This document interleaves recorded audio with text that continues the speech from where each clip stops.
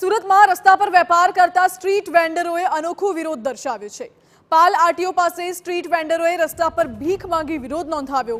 દબાણ હટાવવાના નામે મનપાના અધિકારીઓ હેરાન કરતા હોવાનો આરોપ છે।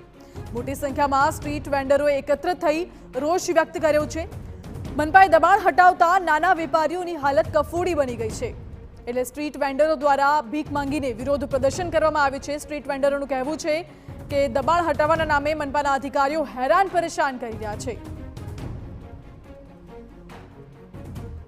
જે છોકરાઓની કોલેજની ફી ભરવાની હોય, જો અમારા છોકરાઓ જો ઘરમાં બેસી જશે તો અમે છોકરાઓને ભણાવશું કેવી રીતના?